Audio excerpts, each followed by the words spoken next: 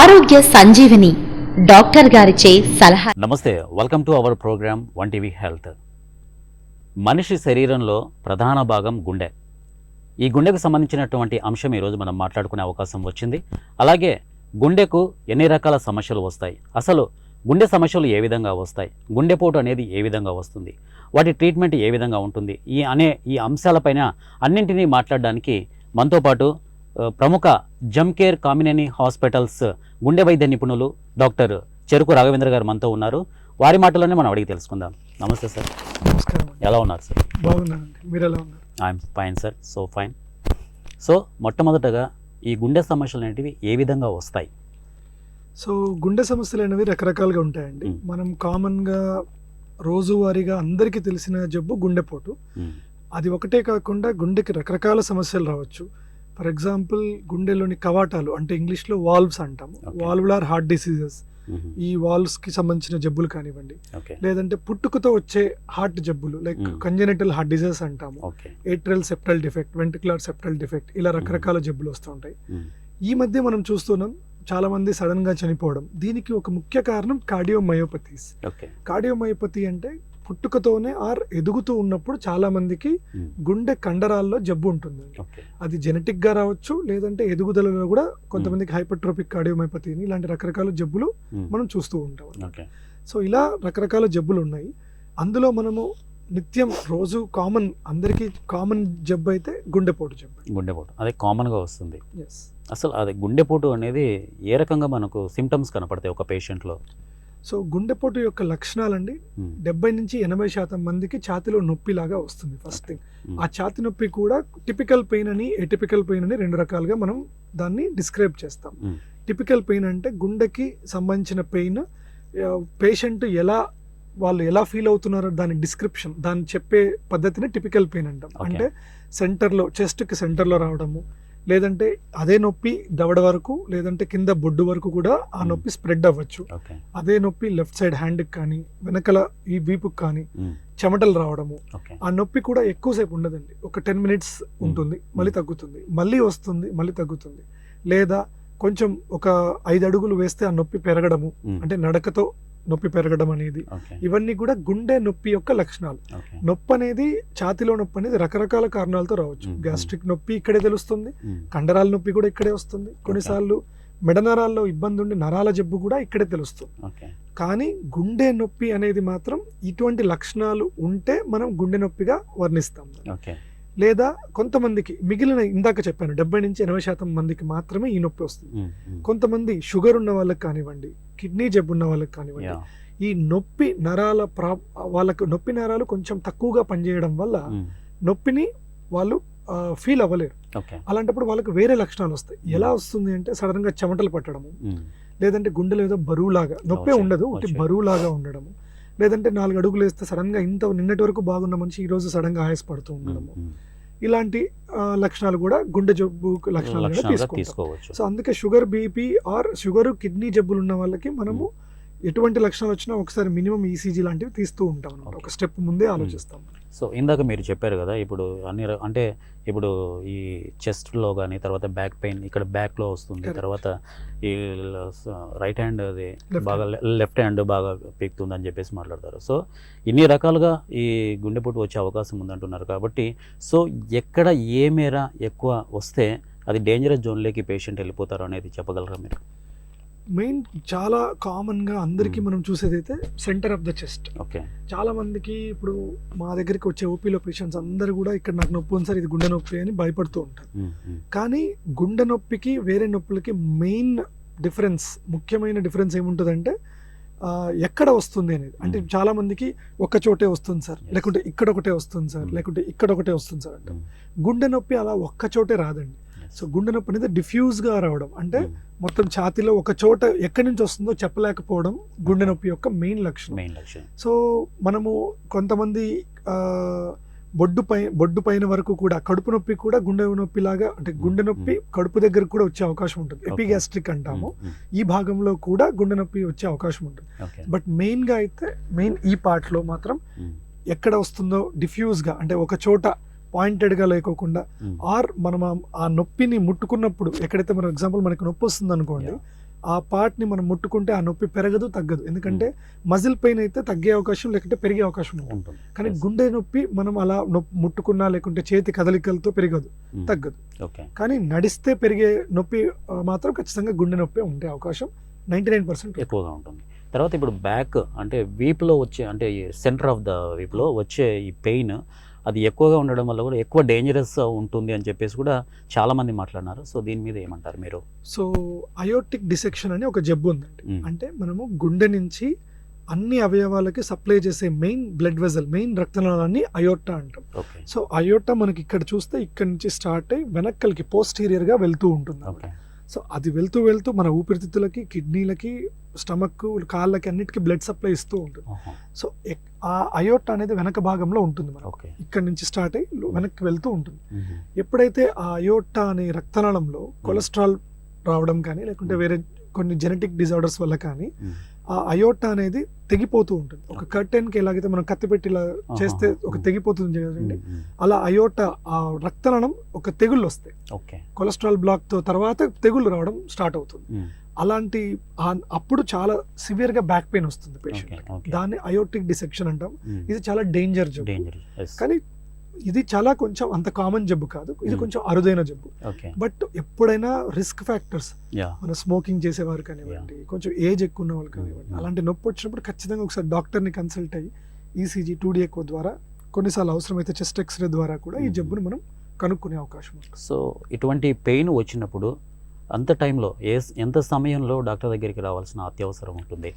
గుండె నొప్పి అయితే మాత్రం డెఫినెట్గా యాజ్ ఎర్లీ యాజ్ పాసిబుల్ రావడం చాలా బెటర్ అండి. ఎందుకంటే మనము గుండె జబ్బులో టైమ్ ఈజ్ మజిల్ అంటాం. అంటే మనము ఎంత లేట్గా ట్రీట్మెంట్ తీసుకుంటామో గుండె అంటే మనము డేంజర్ నుంచి బయటపడ్డా కూడా డ్యామేజ్ నుంచి కూడా బయటపడడం చాలా ఇంపార్టెంట్. అంటే డేంజర్ అంటే ఏంటి? మన ప్రాణానికి అపాయం రావడం డేంజర్. డ్యామేజ్ అంటే గుండె వీక్ అవ్వడం డ్యామేజ్. మనం ఎంత లేట్గా ట్రీట్మెంట్ తీసుకుంటే గుండె అంత వీక్ అయిపోతూ ఉంటుంది. ఎవ్రీ మినిట్కి హార్ట్ వీక్ అవ్వడం పెరుగుతూ ఉంటుంది. సో ఎప్పుడైతే మనకు అందుకే టైమ్ ఈజ్ మజిల్ అని మనము హార్ట్ అటాక్కి మనం ఒక నినాదం లాగా వాడతాం. సో గోల్డెన్ అవర్, మొదటి గంటని గోల్డెన్ అవర్ అంటాం. హార్ట్ అటాక్ నొప్పి స్టార్ట్ అయిన ఈ నిమిషంలో స్టార్ట్ అయిందంటే ఫస్ట్ 1 అవర్ని గోల్డెన్ అవర్ అంటాం.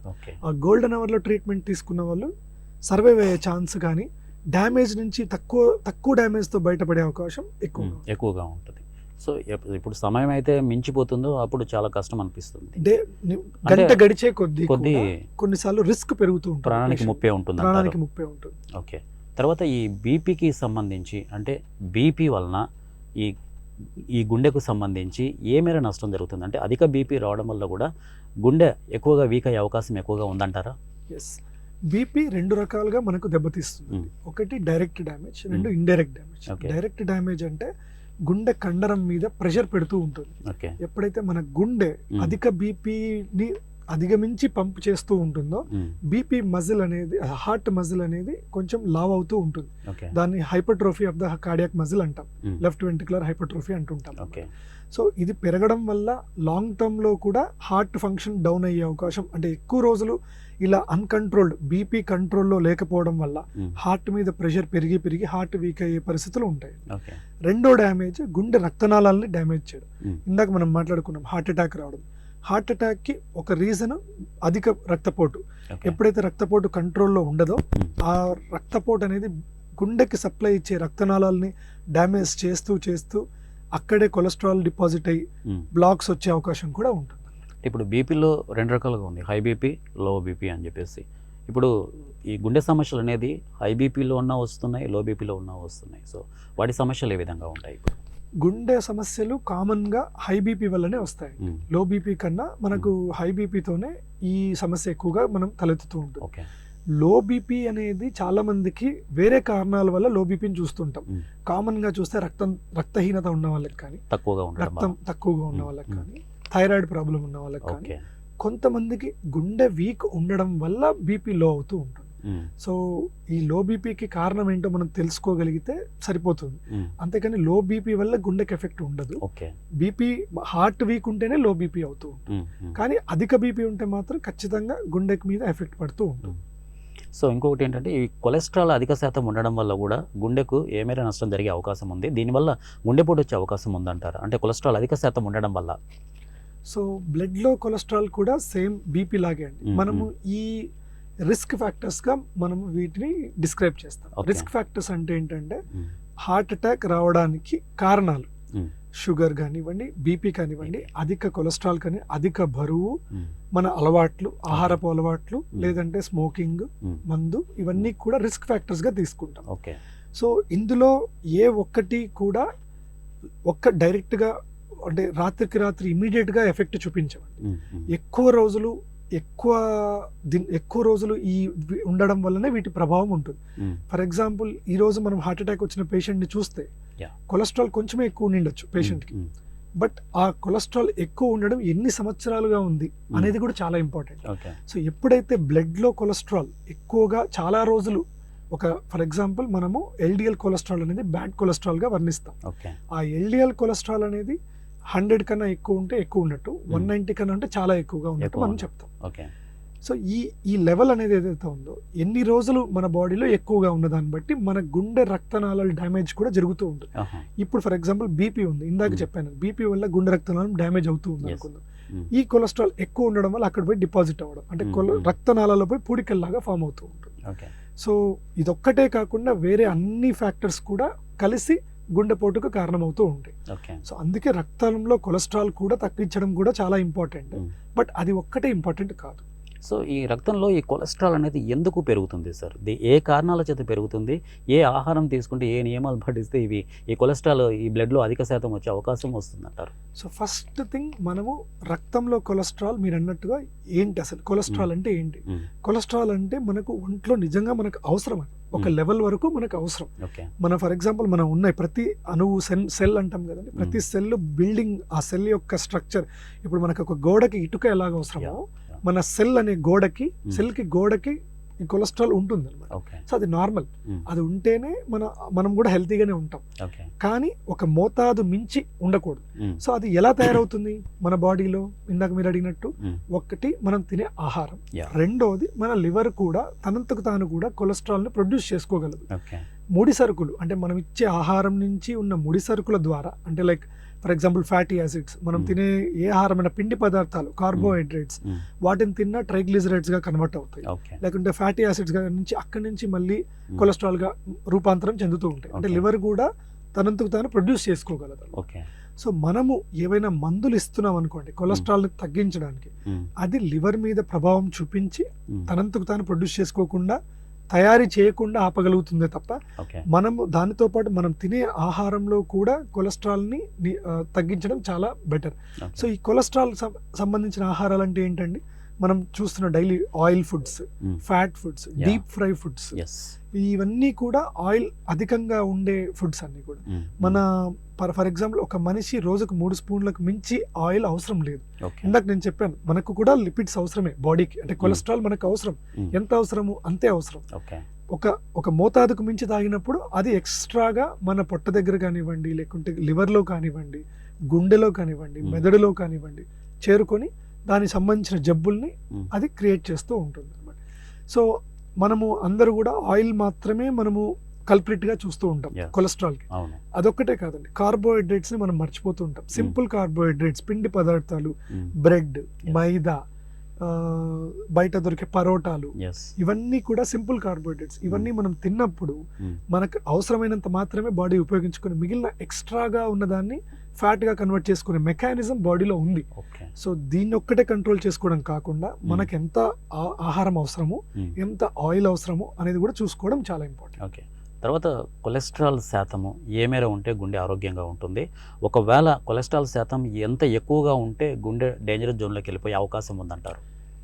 దీనికి మనం 3 రకాలుగా మనము ప్రజల్ని విభజించవచ్చు. ఒకటి, ఇంతవరకు ఎప్పుడూ కూడా హార్ట్ జబ్బు రాలేదు వాళ్ళకి. రెండో కేటగిరీ, వీళ్ళకి హార్ట్ జబ్బు వచ్చే అవకాశం చాలా ఎక్కువగా ఉంది. మూడో కేటగిరీ, ఆల్రెడీ హార్ట్ జబ్బు వచ్చేసింది. ఇలా 3 రకాలుగా విభజించామనుకోండి, ఒక్కొక్కరికి ఒక్కొక్క లెవెల్ ఉంటుంది. ఆల్రెడీ హార్ట్ అటాక్ వచ్చేసి ఓకేనా, ఇప్పుడు రెండోసారి మళ్ళీ గుండెపోటు రాకుండా ఉండాలి అంటే మాత్రం అలాంటి వాళ్ళకు మనం ఎల్డిఎల్, ఇందాక మనం బ్యాడ్ కొలెస్ట్రాల్ చెప్పాం, ఆ లెవెల్ ని 70 కన్నా తక్కువగా పెట్టుకోవాలన్నమాట. బాడీలో. అది మనం ఫుడ్ ద్వారా మెయింటైన్ చేస్తామా లేకుంటే టాబ్లెట్ల ద్వారా మెయింటైన్ చేస్తామా, ఎలాగైనా సరే ఆ బ్యాడ్ కొలెస్ట్రాల్ లెవెల్ని 70 కన్నా తక్కువ మెయింటైన్ చేయడం చాలా ఇంపార్టెంట్. ఇందాక రెండో కేటగిరీ, వీళ్ళకి హార్ట్ అటాక్ వచ్చే అవకాశం ఉంది. ఎలాంటి వాళ్ళు, ఫర్ ఎగ్జాంపుల్ ఆల్రెడీ ఇతనికి షుగర్ ఉంది, బీపీ ఉంది, ఇంతకుముందు కొలెస్ట్రాల్ లెవెల్ ఎక్కువగా ఉంది, అండ్ వీళ్ళ ఫ్యామిలీలో కూడా హార్ట్ అటాక్ జబ్బు ఉంది, స్మోకింగ్ చేస్తున్నారు. ఇలాంటి వాళ్ళు హార్ట్ అటాక్ వచ్చే రిస్క్ ఎక్కువ ఉంది తనకి. ఈ పేషెంట్ కి మనము మినిమం 100 లోపల 100 కన్నా తక్కువ పెట్టుకోవడం బెటర్. అంటే ఇందాక ఆల్రెడీ హార్ట్ అటాక్ వచ్చిన వాళ్ళకి చాలా తక్కువ పెట్టాలి. ఈ కేటగిరీ వాళ్ళకి కొంచెం 100 లోపల 100 కన్నా తక్కువగా మెయింటైన్ చేయాలి. ఇంతవరకు ఎప్పుడు హార్ట్ అటాక్ రాలేదు ఇలాంటి వ్యక్తులకి మనం 190 వరకు కూడా మనం వెయిట్ చేయొచ్చు. మందులు వాడకుండా ఫుడ్ ద్వారా కంట్రోల్ చేయడానికి వెయిట్ చేయొచ్చు. తర్వాత ఒక పేషెంట్ కాదు, ఒక మనిషి కొంచెం దూరం నడిస్తే ఆయాసం వస్తుంది అని, ఈ ఆయాసం వచ్చిందంటే అది గుండె జబ్బుకు సంకేతం అని మనం అనుకోవచ్చు అంటారా? అంటే ఆయాసం అనేది ఇప్పుడు మనము గుండె జబ్బు లక్షణాలు అనేవి ఒక 5 ఉంటాయండి ప్రధానంగా. అందులో మొదటిది ఇందాక మీరు అడిగారు, ఛాతీలో నొప్పి. రెండోది ఆయాసం. మూడోది సింకోప్ అంటే కళ్ళు తిరిగి పడిపోవడం. నాలుగోది ఫెటిగ్ అంటాం, అంటే ఏం పని చేసినా వీక్ అయిపోవడం. ఐదోది గుండె దడ. ఈ 5 కూడా ప్రధానమైన గుండెకి సంబంధించిన లక్షణాలు. సో దాంట్లో సెకండ్ టాప్ సిమ్టమ్, రెండో అతి ముఖ్యమైన సిమ్టమ్ ఆయాసం జబ్బు. బట్ ఈ ఆయాసానికి రకరకాల కారణాలు ఉంటాయి. రక్తహీనత, రక్తం తక్కువ ఉన్నా కూడా ఆయాసం రావచ్చు. లంగ్స్ లో ప్రాబ్లం ఉన్నా, ఆస్తమా ఉన్నా ఆయాసం రావచ్చు. బట్ హార్ట్ ప్రాబ్లం ఉన్న వాళ్ళకి కూడా ఖచ్చితంగా ఆయాసం వచ్చే అవకాశం ఉంటుంది. హార్ట్ మజిల్ వీక్ ఉన్నా, లేకుంటే ఇందాక మనం చెప్పినట్టు వాల్వులార్ హార్ట్ డిసీజ్, హార్ట్ లోని కవాటాలు వాల్వ్స్ లీక్ అవుతున్నా, మూసుకుపోతున్నా ఆయాసం వచ్చే అవకాశం ఉంటుంది. కంజెనిటల్ హార్ట్ డిసీజెస్, పుట్టుకతో వచ్చే జబ్బులు, అటువంటి వాళ్ళకి కూడా ఆయాసం వచ్చే అవకాశం ఉంటుంది. అయితే వాటికి కొన్ని డిఫరెన్సెస్ ఉంటాయి. ఫర్ ఎగ్జాంపుల్ ఊపిరితిత్తుల జబ్బు ఉన్న వాళ్ళకైతే, అంటే ఆస్తమా, చలికాలము, చలి పెరిగినా, లేకుంటే చల్లటి వాటర్ తాగినా, సీజన్ మారినా, దుమ్ముకు పోయినా ఈ ఆయాసం అనేది పెరిగే అవకాశం. బట్ గుండెకి సంబంధించిన ఆయాసం అలా ఉండదండి. గుండెకి సంబంధించిన ఆయాసం మీరు అన్నట్టుగా 4 అడుగులు వేస్తే, 5 అడుగులు వేస్తేనో, లేకుంటే మెట్లు ఎక్కితేనో స్పెసిఫిక్ గా చెప్తూ ఉంటారు. ఇంకా కొంచెం స్టేజ్ అడ్వాన్స్ అయినప్పుడు రాత్రుల్లో ఆయాసం చాలా పెరిగిపోతూ ఉంటుంది. అంటే రాత్రి పడుకోగానే ఆయాసం వచ్చి లేచి కూర్చోవాల్సిన పరిస్థితి వస్తూ ఉంటుంది. ఇలాంటి వాళ్ళు ఏమవుతుంది, సడన్ గా నాకు ఊపిరాడట్లేదు, కిటికీ తెరిచి కిటికీలోంచి వచ్చే గాలి, లోపలికి గాలి ఉన్నా కూడా కిటికీలోంచి గాలి, ఎయిర్ హంగర్ అంటాం, ఇది ఒక ప్రధానమైన లక్షణం.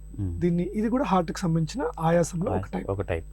తర్వాత ఇంకొకటి, ఒక మనిషి early morning cold water, fridge water అని ఇప్పుడు అవన్నీ తీసేసుకొని వెంటనే తాగేస్తుంటారు. సో ఇది తాగడం వల్ల గుండెకి ఏమైనా ఎఫెక్ట్ వచ్చే అవకాశం ఉందంటారా? చాలా రేర్ అండి. దానివల్ల డైరెక్ట్ గా వచ్చే అవకాశం అయితే లేదు. మరి మైనస్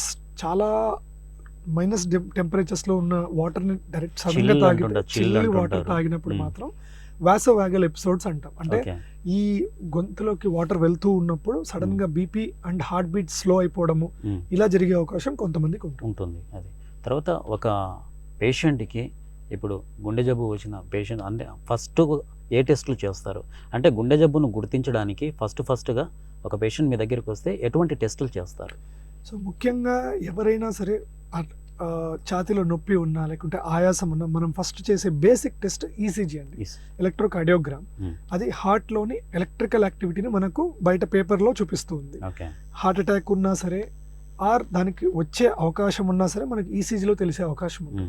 సో అది చూసాక మనం దాన్ని కొన్నిసార్లు దీంట్లో డౌట్ ఉన్నప్పుడు వెంటనే 2D ఎకో కార్డియోగ్రామ్ లో మనకు హార్ట్ మజిల్ యొక్క ఫంక్షనింగ్, ఇందాక మనం మాట్లాడుకున్నాం, ఫంక్షన్ వీక్ అవుతుంది అని చెప్పాం. అవన్నీ కూడా మనకు 2D ఎకోలోనే బాగా కన్ఫర్మ్ గా తెలుస్తుంది.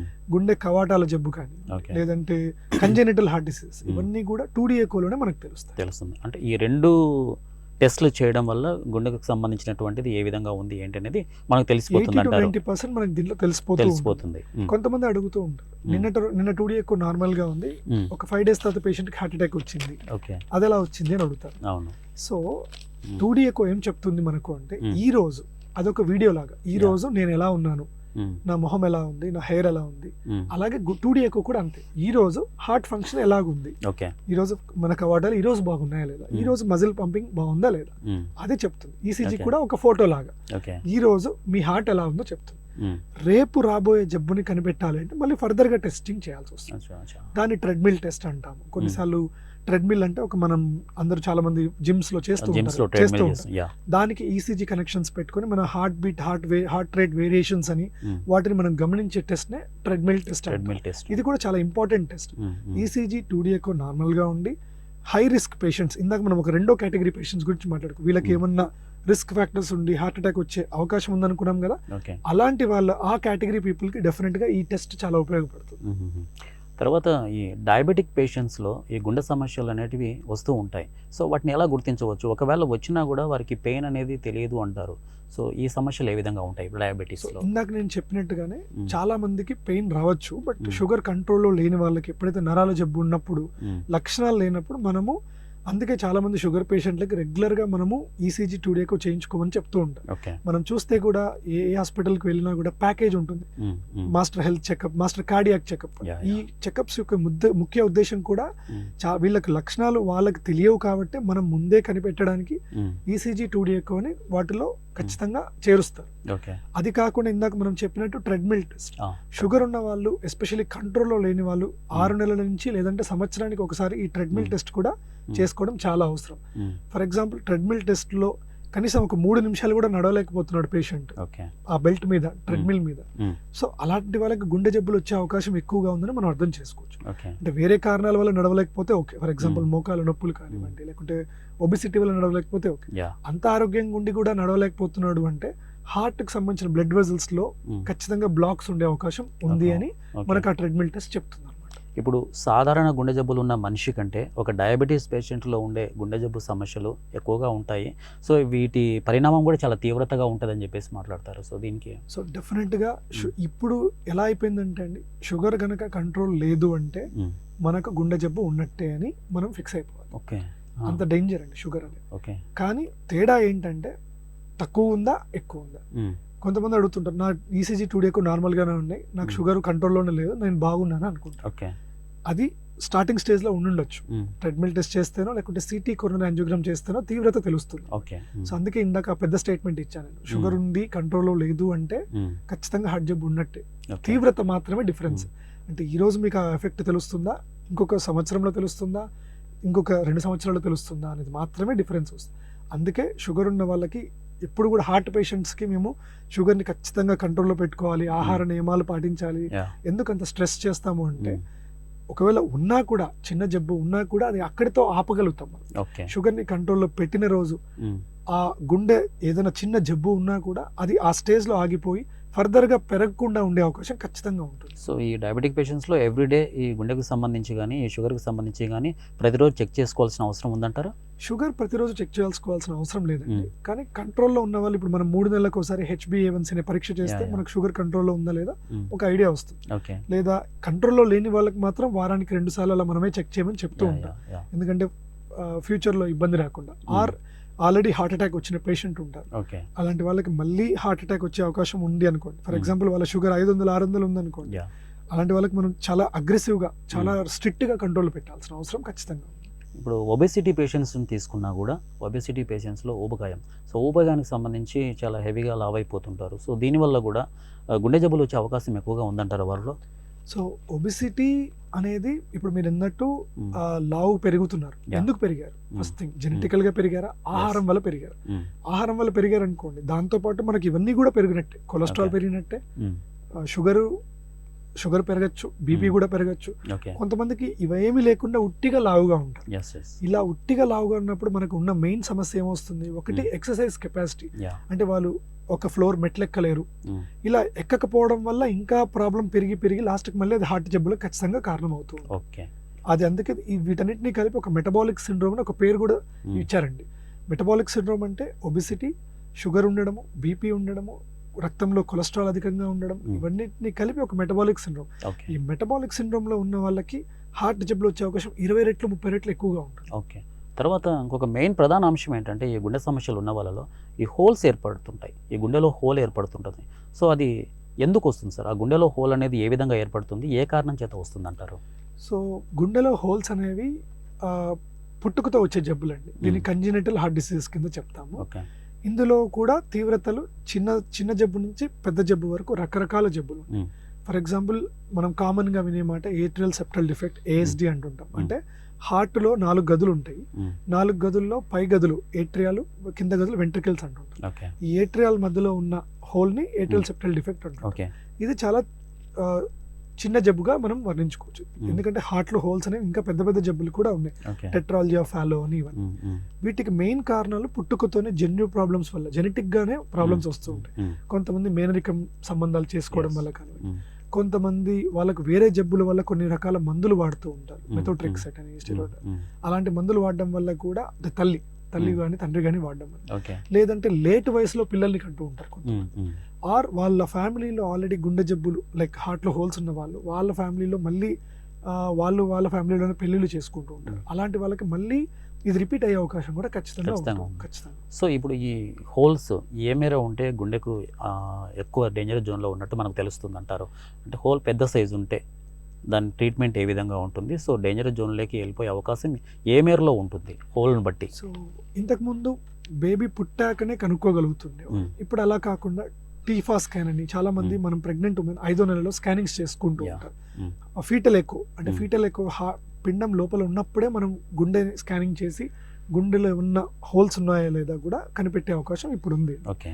సో అందులో కొన్ని తీవ్రమైన జబ్బులు ఉంటాయి, సైనోటిక్ కంజెనిటల్ హార్ట్ డిసీజెస్ అని, ట్రాన్స్పోజిషన్ ఆఫ్ గ్రేట్ ఆర్టరీస్ అని, ఇలాంటి ట్రంకస్ ఆర్టిరోజెస్ అని, ఇలాంటి పెద్ద పెద్ద జబ్బులు ఉన్నప్పుడు వావిస్ కొంచెం, లేకుంటే సింగిల్ వెంట్రికల్ అని, ఇలాంటి జబ్బులు కొంచెం సర్వైవల్ అంటే పుట్టిన వెంటనే కూడా చనిపోయే అవకాశం ఉన్నప్పుడు, లేదంటే పుట్టాక కూడా చాలా ఇబ్బందులు పడే అవకాశం ఉన్నప్పుడు కొన్నిసార్లు మనమే టర్మినేషన్ గురించి కొన్ని కేసెస్కి మాత్రం స్పెసిఫిక్గా పిండాన్ని టర్మినేట్ చేయడానికి మనం అవకాశం ఉంటుంది.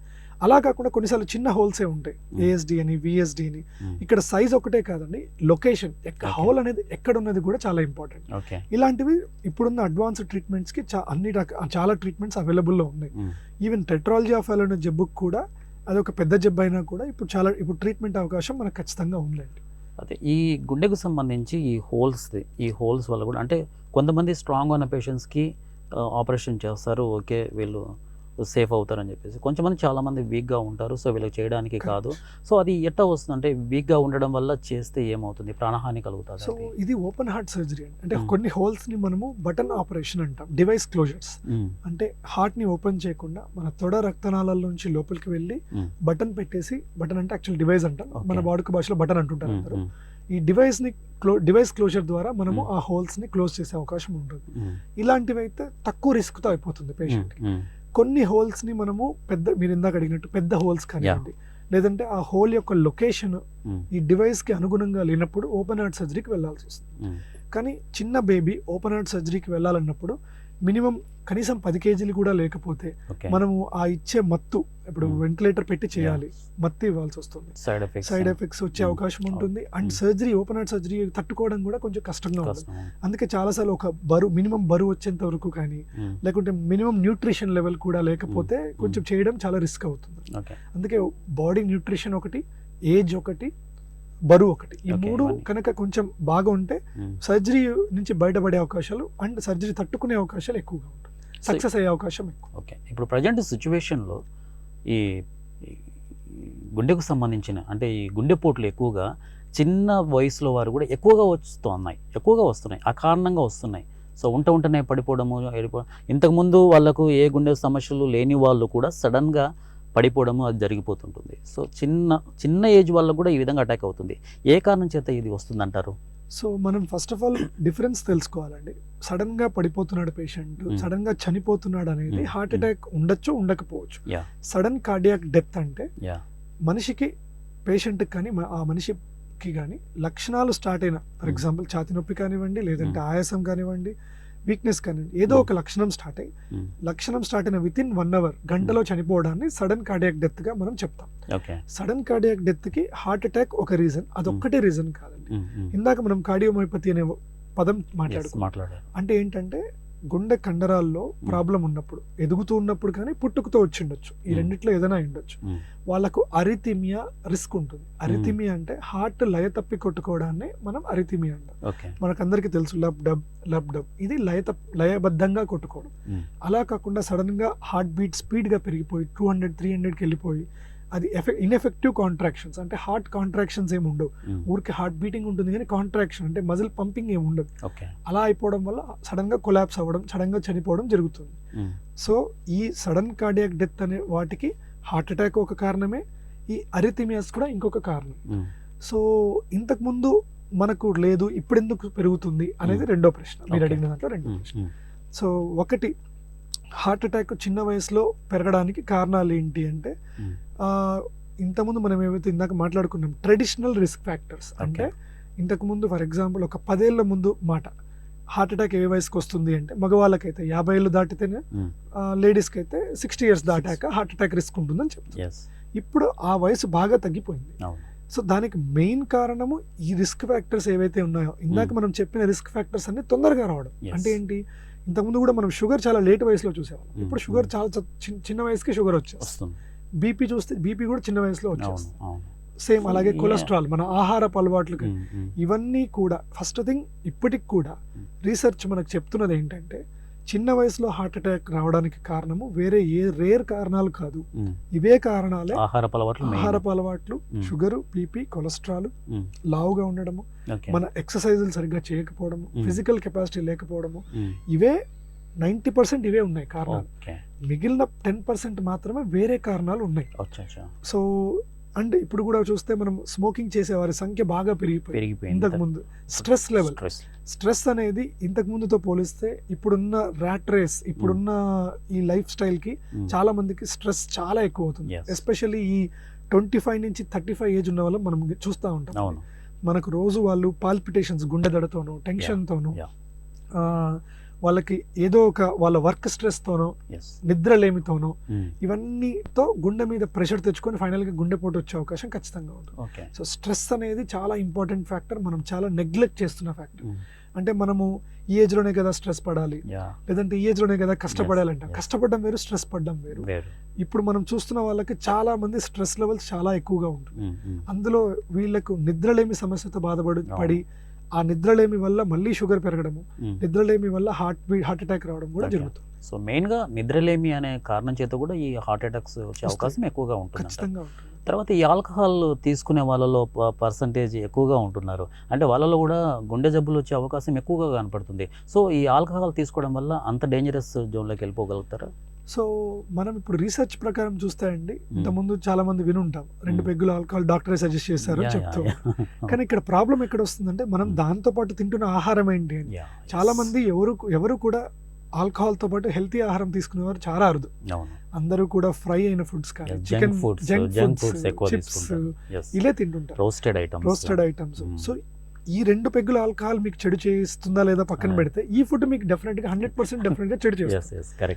అండ్ ఈ 2 పెగ్గుల ఆల్కహాల్ తో ఆపే వాళ్ళు చాలా తక్కువ, ఎంతమంది ఉంటారండి. సో మనకు ఆ లిమిట్ తెలియకుండా తాగడము, ఇది తాగే వాళ్ళలో అగైన్ ఇందాక మనం మాట్లాడుకున్న అరిథిమియా, లయ తప్పి కొట్టుకోవడం కూడా, అధిక ఆల్కహాల్ తీసుకునే వాళ్ళకి ఈ అరిథిమియా రిస్క్ కూడా ఎక్కువగా ఉంటుంది. అందుకే తెల్లారుజామున హార్ట్ అటాక్ రావడం ఇవి కూడా జరుగుతూ ఉంటాయి. సో మెయిన్గా మీరు ఇందాక మాట్లాడారు, ఆల్మోస్ట్ హార్ట్ అటాక్స్ అన్నీ మిడ్ నైట్ కానీ వేకుజామున కానీ వచ్చే అవకాశాలు ఎక్కువగా ఉంటున్నాయి. 99% అవే వస్తున్నాయి.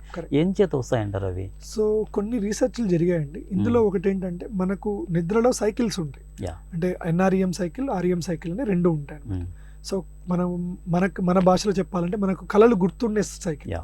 కళలు గుర్తున్నప్పుడు ఏమవుతూ ఉంటుంది అంటే, కొన్ని కళలు రాత్రంతా కళలు వస్తూనే ఉంటాయి. కొన్ని గంటల పాటు మనకు కళలు గుర్తుండవు, కానీ మన బాడీలో ఆ వచ్చిన కళలో స్ట్రెస్ పెరుగుతూ ఉంటుంది. కొన్నిసార్లు మీరు గమనించి ఉంటారు, ఏదో ఇబ్బంది వల్ల మనం నిద్ర లేయగానే అలసిపోయినట్టుగాను ఉంటాం. సో ఎందుకు అంత అలసిపోయిన ఫీలింగ్ వస్తుంది అంటే, మన ఒంట్లో అడ్రినలిన్ లెవెల్ పెరుగుతూ ఉంటుంది. మనం పడుకున్నా కూడా మన బాడీకి రెస్ట్ లేదు. సో మనకు రెస్ట్ లేని, ఇప్పుడు అన్ని అవయవాలకు రెస్ట్ ఇస్తున్నామా? మనం కంటికి ఇస్తున్నాం, చేతులకు ఇస్తున్నాం, నోటికి ఇస్తున్నాం, గుండెకి ఉందా రెస్ట్? లేదు. సో నిద్రలోనే కనీసం మనము నిద్ర పుచ్చాలి. అంటే మనం ప్రాపర్ స్లీప్ ఇచ్చామనుకోండి, హార్ట్ బీట్ స్లో అవుతుంది, బీపీ స్లో అవుతుంది, బీపీ కూడా లో ఉంటుంది నైట్ టైం గమనిస్తే. అది కూడా ఒక రకమైన రెస్ట్ గుండెకి. కానీ మనం ఏం చేస్తున్నాం, ఈ స్ట్రెస్ లెవెల్ పెంచుకోవడము, ఈ కలలు లేకుంటే ఈ స్ట్రెస్ పెరగడం వల్ల గుండెకి నిద్రలో కూడా రెస్ట్ ఉండదు, హార్ట్ బీట్ పెరగడము, బీపీ పెరగడము, ఇలా high BP, night times high BP ఉండడం కూడా హార్ట్ అటాక్ కి కారణం అండి. సో కొన్ని క్షణాల్లో కూడా మామూలు నిద్రలో ఉంటాము, ఉన్నట్టుండి సడన్గా ఈ శ్వాస తీసుకోవడం అనేది రాదు, గట్టిగా లేసేస్తాం బయటికి, అది ఒక్కొక్కసారి జరుగుతూ ఉంటుంది. అది ఎందుకు జరుగుతూ ఉంటుంది అదే సార్ అది? అగైన్ అది భయం వల్ల, నిద్రలోని భయము, నిద్రలోని స్ట్రెస్ మనకు గుర్తుండవు, మనకు Yeah. వచ్చిన కళలు గుర్తుండవు. ఓన్లీ ఆ ఎన్ఆర్ఎం సైకిల్ అనే బ్రెయిన్ కి ఉన్న దాంట్లో మనకు కళలు వచ్చి ఉంటాయి కానీ గుర్తుండవు. అది సో రోజంతా మనం పడే స్ట్రెస్ దాని యొక్క ఎఫెక్ట్ మనకి రాత్రి తెలుస్తుంది. ఓకే, సో అందుకే రాత్రి స్లీప్ కి చాలా ఇంపార్టెన్స్ ఇవ్వాలి. Yes. మనం అది చాలా మంది ప్రశాంతంగా నిద్రపోవాలంటారు. ప్రశాంతంగా నిద్రపోవాలి. నిద్ర లేకనే సగం జబ్బులు కూడా సగం వస్తాయి. జబ్బులు వస్తున్నాయి. తర్వాత ఇప్పుడు ఈ గుండె సమస్యలు అనేటివి మెయిన్గా ఎక్కువగా ఇక్కడ ఫీమేల్ తీసుకోవాలన్నా లేకపోతే మేల్కు ఎక్కువ ఎవరికి అటాక్ అయ్యే అవకాశాలు ఎక్కువగా ఉన్నాయంటారు? సో ఈ మధ్య కాలంలో మనం ఫీమేల్స్ లో కూడా హార్ట్ అటాక్స్ ఎక్కువగానే చూస్తున్నామండి. కానీ బాడీ పరంగా కూడా అన్నిటి పరంగా కూడా మేల్స్ కే కొంచెం హార్ట్ అటాక్ రిస్క్ ఎక్కువగా ఉంటుంది. సో బాడీ తత్వం అనుకోవచ్చు, మనం తీసుకునే స్ట్రెస్ లెవెల్ అనుకోవచ్చు, బయట తీసుకునే పొల్యూషన్ వల్ల కూడా కావచ్చు. సో పొల్యూషన్ కూడా ఒక కారణం హార్ట్ అటాక్ కి. స్మోకింగ్ ఒక కారణం. ఇప్పుడు మనం చూస్తే స్మోకింగ్ మగవాళ్ళలో ఎక్కువగా ఉంటుంది. డెఫినెట్గా బయట తిరిగేది కొంచెం పొల్యూషన్ కి ఎక్కువగా తిరుగుతూ ఉంటారు. సో ఆర్ షుగర్ కానీ బీపీ కానీ కొంచెం. ఇంకొకటి ఫీమేల్స్ కి హార్మోన్స్ ప్రొటెక్ట్ చేస్తూ ఉంటాయి. అంటే వాళ్ళు మెనోపాజ్ అంటే ఈ మెన్స్ట్రుయేషన్ పీరియడ్ లో వరకు కూడా వాళ్ళకున్న హార్మోన్స్ హార్ట్ అటాక్ జబ్బు నుంచి వాళ్ళని ప్రొటెక్ట్ చేస్తూ ఉంటుంది. ఎప్పుడైతే ఇప్పుడు మనము చూస్తూ ఉంటాం ఈ మధ్య కాలంలో పీసీఓడి జబ్బులు అంటుంటారు. అంటే ఫీమేల్స్ కూడా లావుగా ఉండడము, వాళ్ళకి సైకిల్స్ ఇర్రెగ్యులర్ గా రావడము, ఈ లావుగా ఉండటము, ఇలాంటి వాళ్ళకు కూడా మళ్ళీ మేల్స్ కి ఎంతైతే రిస్క్ ఉంటుందో వీళ్ళకి కూడా అంతే రిస్క్ ఉంటుంది. అలా కాకుండా హెల్తీగా మెన్స్ట్రుయేషన్ ఉన్న ఫీమేల్స్ కి మేల్స్ కన్నా చాలా తక్కువ రిస్క్ ఉంటుంది హార్ట్ అటాక్. తర్వాత ఈ గుండె సమస్యల్లో మెయిన్గా ఒక ప్రధాన అంశం ఏంటంటే ఈ రక్తనాళాలలో రక్తం అనేది చాలా జిగుటుగా చిక్కగా ఉన్న వాళ్ళ ప్రాబ్లమ్స్ ఎక్కువగా వస్తాయి. సో పతలాగా రావాలి అని చెప్పేసి కూడా అంటే కొన్ని ట్యాబ్లెట్స్ మీరు సజెస్ట్ చేస్తారు. అవి ఏ విధంగా అంటే జిగురు రావడం వల్ల కూడా అటువంటి ప్రాబ్లమ్స్ ఎక్కువగా ఉంటాయి అంటారు దాంట్లో? ఉంటాయండి, ఖచ్చితంగా ఉంటాయి. ఇప్పుడు మనం హార్ట్ అటాక్ దీనికి మనం ఆన్సర్ చెప్పాలి అంటే మనం హార్ట్ అటాక్ అంటే ఏంటో అర్థం చేసుకోవాలి. ఓకే, సో గుండె రక్తనాళాల్లో బ్లాక్స్ అని అందరూ వినుంటారు. హార్ట్ అటాక్ అనేది వినుంటారు. రెండు వేరే వేరేనా అంటే ఒకే రకమైన జబ్బు. హార్ట్ అటాక్ అంటే ఒక రక్తనాళం, గుండెకి సప్లై ఇచ్చే రక్తనాళం సడన్ గా 100% మూసుకుపోవడాన్ని హార్ట్ అటాక్ అంటారు. అది ఎందుకు మూసుకుపోతుంది అంటే మనం ఒక రక్తనాళాన్ని ఒక పైప్ లాగా ఊహించుకుంటే అందులో కొలెస్ట్రాల్ చేరుకుంటూ ఉంటుంది, బ్లాక్ చేరుకుంటూ ఉంటుంది. దీనివల్ల డైరెక్ట్ గా హార్ట్ అటాక్ రాదు. బట్ ఈ కొలెస్ట్రాల్ కొంచెం లిక్విడ్ ఫేజ్ లో మెత్తగా ఉంటుంది. దాని మీద చిన్న పగుళ్ళు చేరుతాయి, చీలికలు వస్తాయి, లేకుంటే అల్సర్ లాగా ఫామ్ అవుతుంది. ఎప్పుడైతే అల్సర్ ఫామ్ అవుతుందో చీలికలు వస్తాయో ఆల్రెడీ దాంట్లో రక్తం వెళ్తూ సడన్ గా రక్తం గడ్డ కట్టిపోయి అక్కడ కూర్చుంటుంది. సో ఎప్పుడైతే రక్తం గడ్డ కూర్చొని మొత్తం ఈ రక్తనాళాన్ని టోటల్ గా క్లోజ్ చేస్తుందో దాన్ని మనం హార్ట్ అటాక్ అంటాం. అదే చాలా ఎమర్జెన్సీ డేంజర్ పీరియడ్. సో ఇది ఇలా ఎందుకు రక్తం గడ్డగట్టడానికి రిస్క్ ఎప్పుడు ఉంటుంది అంటే ఇందాక చెప్పినట్టు రక్తం చిక్కగా ఉన్న వాళ్ళకి, ఫర్ ఎగ్జాంపుల్ షుగర్ కంట్రోల్లో లేని వాళ్ళకి, కొలెస్ట్రాల్ అధికంగా ఉన్న వాళ్ళకి, మూడోది స్మోకింగ్ చేసే వాళ్ళకి. స్మోకింగ్ చేసే వాళ్ళకి చాలా చిక్కగా ఉంటుందండి రక్తం. అలాంటి వాళ్ళకి హార్ట్ అటాక్ వచ్చే రిస్క్ చాలా ఎక్కువగా ఉంటుంది. స్మోకింగ్ చేసే వాళ్ళకి మనం చూస్తే 30% బ్లాక్ ఉన్నా కూడా హార్ట్ అటాక్ వచ్చే అవకాశం. షుగర్ ఉన్న వాళ్ళకి 90% ఉన్నా చాలా మంది స్టేబుల్ గా ఉంటారు. బ్లాక్ పర్సెంట్ 95% ఉన్నా కూడా సార్ నాకు ఏదో చిన్నగా ఇబ్బంది ఉందని చెప్తూ ఉంటారు. ఎందుకు అంటే వాళ్ళకి ఇంకా రక్త సరఫరా మాత్రమే తగ్గింది, పూర్తిగా క్లోజ్ అవ్వలేదు. బట్ స్మోకింగ్ చేసే వాళ్ళకి ఏమవుతుందంటే ఈ రక్తనాళం సడన్ గా క్లోజ్ అయిపోయి పెద్ద హార్ట్ అటాక్, అది 30% కొలెస్ట్రాల్ బ్లాక్స్ లో కూడా హార్ట్ అటాక్ వచ్చే అవకాశం ఖచ్చితంగా ఉంటుంది. సో మనం అందుకే ఈ బ్లడ్ థిన్నర్ టాబ్లెట్స్ అనేది యాంటీ ప్లేట్లెట్స్ అంటాం, ఆస్పిరిన్ అని, క్లోపిడాగ్రల్ అని, దీన్ని యాంటీ ప్లేట్లెట్ డ్రగ్స్ అంటాం. వాడుక భాషలో రక్తం పతలా డ్రగ్స్ అంటాం. కానీ యాక్చువల్ గా మనం ఏవైతే ప్లేట్లెట్స్ అనేది వెళ్ళి ఇందాక రక్తం గడ్డ కడుతున్నాను కదా, దాంట్లో ప్లేట్లెట్స్ ఉంటాయి, తెల్ల రక్త కణాలు అంటాం వాడుక భాషలో. ఆ తెల్ల రక్త కణాలు ఇక్కడ డిపాజిట్ అవ్వకుండా ఉండడం కోసం మనము ఈ మెడిసిన్ ని కొన్నిసార్లు ప్రివెన్షన్ కోసం వాడతాము, కొన్నిసార్లు జబ్బు వచ్చినాక కరిగించడానికి కూడా వాడతాం. తర్వాత ఇంకొకటి ఏంటంటే ఈ జిమ్కి వెళ్తా అంటారు, జిమ్ చేస్తారు. జిమ్ చేసేటప్పుడు కూడా సడన్గా కార్డియాక్ డెత్స్ చాలా జరిగాయి, ఆల్మోస్ట్ చాలా చూసాం మనము. సో అవి ఎందుకు జరుగుతాయంట సార్? నిజంగా అది గుండె జబ్బు అంటే హార్ట్ అటాక్ వచ్చే అవకాశం ఉందంటారా జిమ్ చేస్తే? సో ఇందాక నేను చెప్పినట్టు ఈ చనిపోవడం, జిమ్కి వెళ్ళేటప్పుడు చనిపోవడం 99% హార్ట్ వల్లనే చనిపోతూ ఉంటారు. బట్ హార్ట్ అటాక్ వల్ల కాదు. ఇందాక చెప్పాను sudden cardiac death, so heart వల్లనే చనిపోయారు. కానీ దానికి ఒక రీజన్ హార్ట్ అటాక్ కూడా ఉండొచ్చు. రెండో కారణం అరిథిమియాస్. అందుకే ఎవరైనా సరే జిమ్ చేయాలనుకున్న వాళ్ళు కానివ్వండి, లేదంటే ఈ వర్కౌట్స్లో హై ఇంటెన్సిటీ వర్కౌట్స్ అని ఉంటాయి, Yes. హిట్ వర్కౌట్స్ Yes, అంటుంటారు. yes. ఈ హిట్ వర్కౌట్స్ చేయాలనుకున్న వాళ్ళు మాత్రం ఖచ్చితంగా వాళ్ళ గుండె పరీక్షలు ఒకసారి చేసుకోవడం డెఫినెట్లీగా బెటర్. ఎందుకంటే కొన్ని రకాల గుండె జబ్బులు మనకు ఈ స్టేజ్లో లక్షణాలు తెలియకపోవచ్చు, అవును. సడన్గా చనిపోతుంటాం. సో ముందే మనం 2D ఎకో ద్వారా ఈసీజీ ద్వారా కనుక్కోవచ్చు. Yes, yes. పలానా వాళ్ళకి ఈ ప్రాబ్లం ఉంది అంటే ఈ హిట్ అనే ఈ హై ఇంటెన్సిటీ ట్రైనింగ్ వర్కౌట్స్ని అవాయిడ్ చేయడమే బెటర్. సో ఎందుకు అంటే అగైన్ ఇందాక నేను చెప్పినట్టు మన బాడీలోని అడ్రినల్ లెవెల్ చాలా ఎక్కువగా అవుతుంది ఓకే. ఎక్సర్సైజ్ అప్పుడు.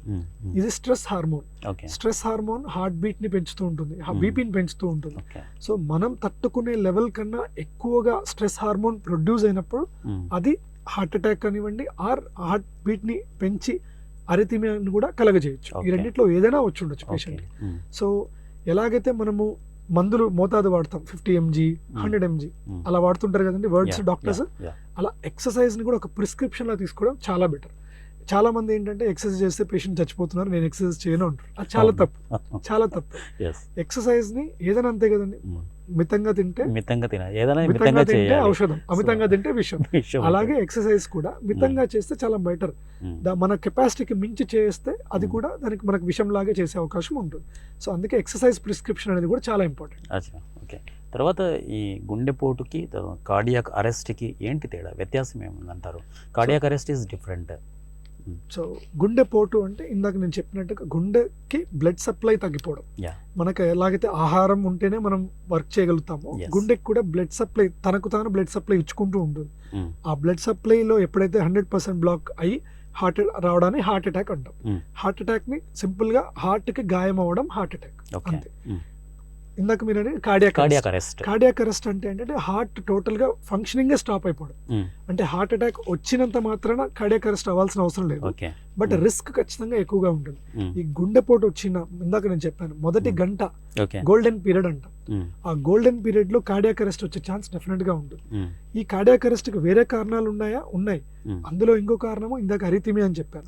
గుండె లయ తప్పి కొట్టుకున్నప్పుడు కూడా గుండె ఆగిపోతుంది, లేదంటే అయోటిక్ డిసెక్షన్, పల్మనరీ థ్రాంబోఎంబాలిజం, ఇలాంటి రకరకాల జబ్బుల వల్ల కూడా కార్డియాక్ అరెస్ట్ వచ్చే పాసిబిలిటీ ఉంది. సో అది దానికి కార్డియాక్ అరెస్ట్ గుండె పట్టుకున్న కార్డియాక్ అరెస్ట్ అంటే గుండె ఆగిపోతుంది. దానికి రకరకాల కారణాలు, అందులో ఒక కారణం గుండెపోటు కూడా ఒక కారణం, అరిథిమియా ఒక కారణం. గుండె నుంచి లంగ్స్ కి వెళ్లే బ్లడ్ వెజల్స్ లో క్లాట్స్ ఫామ్ అవడం ఒక కారణం. మనం కోవిడ్ టైంలో చాలా మంది వినుంటారు ఇది, గుండెకి క్లాట్స్ ఫామ్ అయ్యాయి.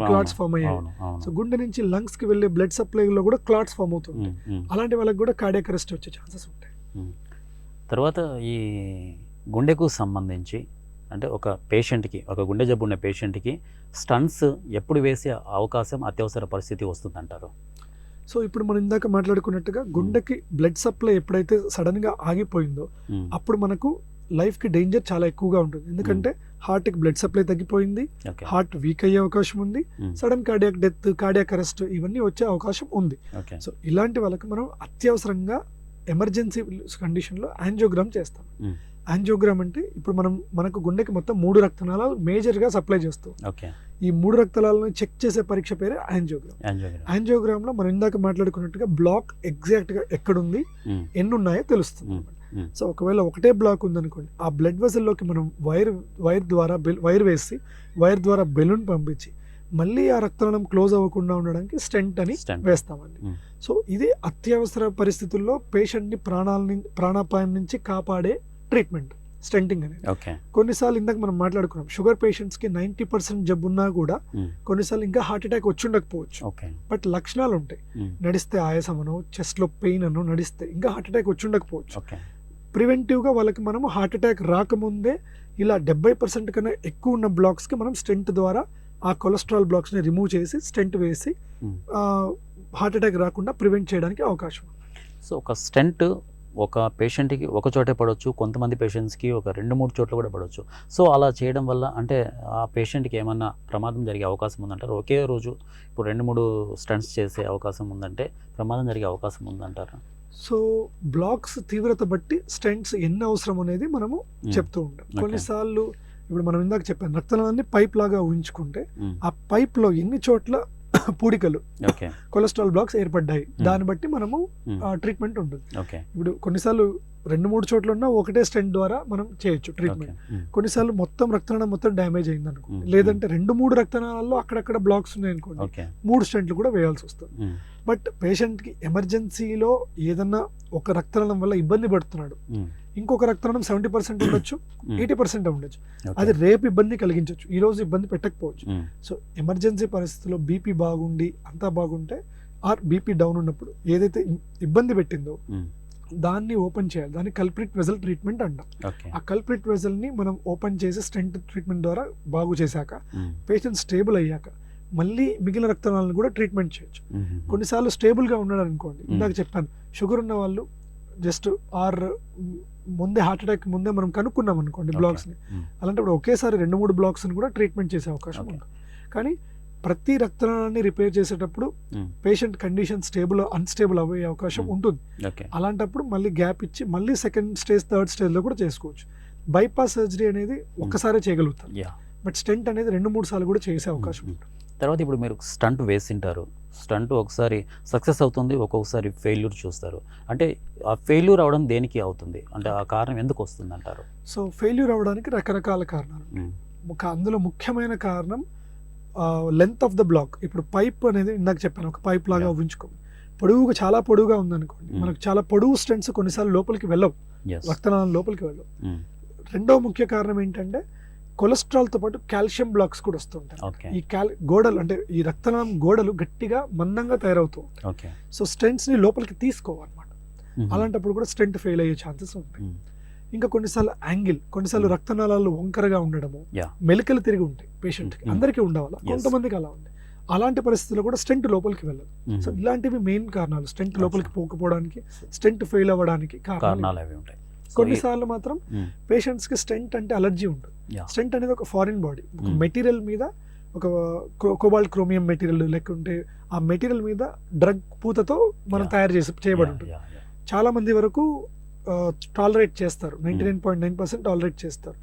ఆర్ మిగిలిన వాళ్ళకు కూడా మనం మందులు పెట్టడం ద్వారా దానికి ఫెయిల్ కాకుండా చేసుకోవచ్చు.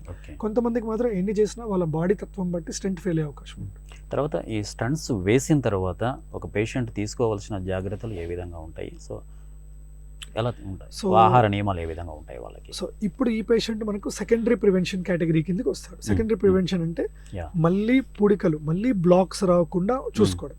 సో ఇందులో ప్రధానమైనవి టాబ్లెట్స్. ఈ బ్లడ్ థిన్నర్ టాబ్లెట్స్ కానివ్వండి, కొలెస్ట్రాల్ తగ్గించే టాబ్లెట్స్ కానివ్వండి, మినిమం 1 year కొంచెం హై డోసెస్ లో వాడాల్సి వస్తుంది. తర్వాత లైఫ్ లాంగ్ వాడాలి, తక్కువ పవర్ లో రాసిస్తూ ఉంటాం. సెకండ్ ఆహార నియమాలు, ఇది ఖచ్చితంగా జరగాల్సిందే. ఇందాక నేను చెప్పినట్టు మనం ఏదైనా మెడిసిన్స్ పెట్టి కొలెస్ట్రాల్ తగ్గించడానికి అవన్నీ లివర్ మీదగా పనిచేస్తాయి. బట్ మనం తినే ఆహారంలో ఎవరు కంట్రోల్ చేయాలి, మనమే చేసుకోవాలి. సో ఈ కొలెస్ట్రాల్ మళ్ళీ పెరగకుండా, ఈ ట్రైగ్లిజరైడ్స్ పెరగకుండా మనం ఆహారం నుంచి ఆహార నియమాలు పాటిస్తూ మళ్ళీ హార్ట్ అటాక్ రాకుండా చూసుకోవాలి. మూడోది షుగర్ ఉంటే షుగర్ కంట్రోల్, బీపీ ఉంటే బీపీని స్ట్రిక్ట్ గా కంట్రోల్లో పెట్టుకోవాలి. వాకింగ్ చేయడం, ఎప్పుడైతే వాకింగ్ చేస్తామో మనం నిజంగా మన బాడీలో మనం ఎక్సెస్ గా తీసుకునే కొలెస్ట్రాల్ కూడా కరిగిపోతూ ఉంటుంది. సో ఎదర్ అంటే బ్యాలెన్స్ మెయింటైన్ చేయాలి, తినే ఆహారము, అవుట్పుట్, మనం చేసే వర్కౌట్, ఈ రెండింటిని బ్యాలెన్స్ చేసుకుంటూ ఉండాలి. ఎక్సర్సైజ్ అనేది కూడా ఖచ్చితంగా ఉపయోగపడుతుంది. ఎందుకంటే దెబ్బతిన్న గుండె కూడా మళ్ళీ తిరిగి సాధారణ స్థితికి పని చేయకపోవచ్చు, కానీ ఎప్పుడైతే ట్రైనింగ్ ఇస్తామో గుండెకి మళ్ళీ తిరిగి నార్మల్ ఫంక్షనింగ్ లెవెల్కి వచ్చే అవకాశం ఖచ్చితంగా ఉంటుంది. టాబ్లెట్లతో పాటు ఎక్సర్సైజ్ కూడా ఒక చాలా ఇంపార్టెంట్ పద్ధతి. ఇంకొకటి ప్రధానమైన అంశం ఏంటంటే సార్, సమస్య ఈ స్టంట్స్ వేసిన పేషెంట్స్లో కొంతకాలానికి బ్లడ్ తక్కువయ్యే అవకాశం అవుతుంది, బ్లడ్ వెళ్ళిపోతుంది, తగ్గుతూ వస్తుంది అంటారు. అది అపోహ అంటారా, లేకపోతే దాంట్లో నిజం ఉందంటారా? అపోహ కాదండి. ఇక్కడ ఫర్ ఎగ్జాంపుల్ ఇప్పుడు మనం బ్లడ్ థిన్నర్ టాబ్లెట్స్ పెడుతున్నాం పేషెంట్స్ కి, ఆస్పిరిన్ అని, క్లోపిడాగ్రిల్, టికాగ్రిడాల్ ఇలాంటి మందులు మనం వాడాలి. స్టెంట్ వేసినప్పుడు కానీ, హార్ట్ అటాక్ వచ్చినప్పుడు కానీ ఈ మందులు ఖచ్చితంగా పేషెంట్ వాడాలి. వాడకపోతే మళ్ళీ హార్ట్ అటాక్ వచ్చే అవకాశం ఉంటుంది. సో ఈ టాబ్లెట్స్ ఏవైతే ఉన్నాయో, మీరు ఇందాక అన్నట్టు బ్లడ్ పల్చగా ఉంటుంది. ఫర్ ఎగ్జాంపుల్ ఆ పేషెంట్ కి అల్సర్ ఉందనుకోండి, లేదంటే పైల్స్ ఉందనుకోండి, ఓకే బ్లడ్ మనకు తెలియకుండానే పోతూ ఉంటుంది, దాని వల్ల తగ్గుతుందే కానీ ఓకే డైరెక్ట్ గా ఈ టాబ్లెట్ లో బ్లడ్ తగ్గించవు. మనకు వేరే జబ్బు ఉండాలి. ఓకే మనకు ఫర్ ఎగ్జాంపుల్ ఇందాక చెప్పినట్టు పైల్స్ కానివ్వండి, లివర్ ప్రాబ్లం ఉంది కొంతమందికి, లివర్ వల్ల కూడా వ్యారిసెస్ ఉంటాయి, లేదంటే లోపల ఏదైనా క్యాన్సర్ ఉండిండొచ్చు, గడ్డలు ఉండిండొచ్చు, ఎక్కడైనా ఏదైనా వేరే జబ్బు ఉండిండొచ్చు. వాటి వల్ల ఎక్కడైనా బ్లడ్ లీక్ అవుతూ ఉందనుకోండి, అలాంటి వాళ్ళకి బ్లడ్ తగ్గిపోతూ ఉంటుంది. ఎందుకంటే మన బ్లడ్ చిక్కగా కాకుండా పల్చగా ఉంటుంది మన టాబ్లెట్స్ ప్రభావం వల్ల. అలాంటి అందుకే రెగ్యులర్ గా చెకప్ చేయించుకుంటూ ఉండాలని చెప్తూ ఉంటాం. సో ఒక పేషెంట్కి, ఒక గుండె జబ్బు పేషెంట్కి బైపాస్ సర్జరీ అనేది ఎప్పుడు పడుతుంది మనకు? సో ఏమేరా? సో మొదటగా బైపాస్ సర్జరీ అంటే ఏంటో మనం తెలుసుకోవాలి. బైపాస్ సర్జరీ అంటే ఏంటంటే హార్ట్ని స్టెర్నం ఓపెన్ చేసి హార్ట్ బ్లడ్ వెజల్స్ని డైరెక్ట్గా మన కళ్ళ ద్వారా చూస్తూ బైపాస్ అంటే ఎక్కడైతే బ్లాక్ ఉందో, ఇందాక మనం మాట్లాడుకున్నాం, ఫర్ ఎగ్జాంపుల్ ఇది పైప్ లాగా ఊహించుకుంటే ఇక్కడ బ్లాక్ ఉందనుకోండి, ఉన్న రక్తనాళాన్ని మనం రిపేర్ చేస్తూ ఉంటే దాన్ని స్టెంట్ ప్రక్రియ అంటే. అలా కాకుండా వేరే కొత్త కనెక్షన్ తీసుకొచ్చి దీన్ని బైపాస్ చేసి ఇక్కడ కనెక్షన్ ఇవ్వడాన్ని బైపాస్ సర్జరీ అంటారు. సో ఇందాక మనం చెప్పాం స్టెంట్స్ కొన్నిసార్లు ఫెయిల్ అవుతుంటాయి. సో ఎప్పుడైతే కాల్షియం బ్లాక్స్ ఉన్నా కూడా, లేకుంటే మల్టిపుల్ బ్లాక్స్, ఎక్కువ బ్లాక్స్ ఉన్నా కూడా, పొడవు బ్లాక్స్ ఉన్నా కూడా, ఇలాంటి వాళ్ళకి బైపాస్ సర్జరీ ద్వారా ట్రీట్మెంట్ ఇవ్వడం బెటర్ అండి. సో మనకి ఉన్న 3 బ్లడ్ వెజల్స్ ని ఒకేసారి రిపేర్ చేస్తారు. Especially triple vessel disease, 3 blood vessels లోనూ బ్లాక్స్ ఉన్న వాళ్ళకి ఈ ట్రీట్మెంట్ ఖచ్చితంగా అవసరం ఉంటుంది. సో ఎంత సమయం తీసుకుంటారు ఈ బైపాస్ సర్జరీ కంప్లీట్ అవ్వడానికి? ఎంత టైం తీసుకుంటారు? మినిమం 2 నుంచి 3 గంటలు 3 గంటలు పడుతుంది. సో వాళ్ళు తీసుకోవాల్సిన జాగ్రత్తలు ఏంటి? ఆఫ్టర్ బైపాస్ సర్జరీ తర్వాత వాళ్ళు తీసుకోవాల్సిన జాగ్రత్తలు, ఆహార నియమాలు ఏ విధంగా ఉండాలి? స్టెంట్ చేసిన పేషెంట్ కానీ, హార్ట్ అటాక్ వచ్చిన పేషెంట్ కానీ ఎలాంటి జాగ్రత్తలు తీసుకుంటారో అలాంటి జాగ్రత్తలు వీరు కూడా తీసుకోవాలి. సేమ్ తీసుకోవాలి. వీళ్ళకి అడిషనల్ గా ఏంటంటే ఎప్పుడైతే ఈ స్టెర్నోటమీ చేసి ఉంటారు కదండి, వాళ్ళు కొంచెం బరువులు ఎత్తడం కొంచెం కష్టంగా అవుతుంది. ఎందుకంటే బోన్ కట్ చేసి మళ్ళీ అతికిచ్చి ఉంటారు కాబట్టి వాళ్ళు కిందకి వంగి బరువులు ఎత్తడము ఇలాంటివి చేసినప్పుడు పెయిన్ వస్తుంది. మళ్ళీ అది హార్ట్ అటాక్ నొప్పి అనుకుంటారు, కానీ అది యాక్చువల్లీ హార్ట్ అటాక్ నొప్పి కాదు, ఈ బోన్ పెయిన్ వస్తూ ఉంటుంది. సో దీన్ని వాళ్ళు కన్ఫ్యూజ్ అవుతూ ఉంటారు. ఇదొక్కటే మనం ఎక్స్ట్రాగా తీసుకోవాల్సిన జాగ్రత్త. మొదటి 1 month వరకు ఈ కుట్లు ఎప్పుడైతే హీల్ అవ్వడానికి 1 to 3 months పడుతుంది అన్నమాట, కంప్లీట్ గా హీల్ అవ్వడానికి. లోపల ఉన్న కుట్లు కూడా హీల్ అవ్వడానికి 1 to 3 months పడుతుంది. ఈ 3 months కొంచెం బరువులు ఎత్తడము లేకుంటే హెవీ పనులు చేయడము ఆపుకుంటే సరిపోతుంది. తర్వాత రెగ్యులర్ గా నార్మల్ ఎక్సర్సైజెస్ ఇవన్నీ చేసుకోవచ్చు, బట్ బరువు ఎత్తడాలు మాత్రం కొంచెం లిమిట్ చేసుకోవాలి. 5 kgs కి మించి ఎత్తినప్పుడు మళ్ళీ కుట్ల దగ్గర నొప్పి రావడం ఇలాంటివి జరుగుతుంది. తర్వాత ఈ గ్యాస్ట్రిక్ ప్రాబ్లం వల్ల కూడా చాలా మంది, అంటే గ్యాస్ట్రిక్ ప్రాబ్లం ఉంటే ఏదైనా ఎక్కడైనా పెయిన్ వస్తే కూడా, గుండె దగ్గర పెయిన్ వచ్చినా కూడా ఇది హార్ట్ అటాక్ ఏమో అని చెప్పేసి భయపడే లక్షణాలు ఉన్నాయి. సో గ్యాస్ట్రిక్ ప్రాబ్లం వల్ల కూడా గుండె జబ్బు అంటే గుండెపోటు వచ్చే అవకాశం ఉందంటారా?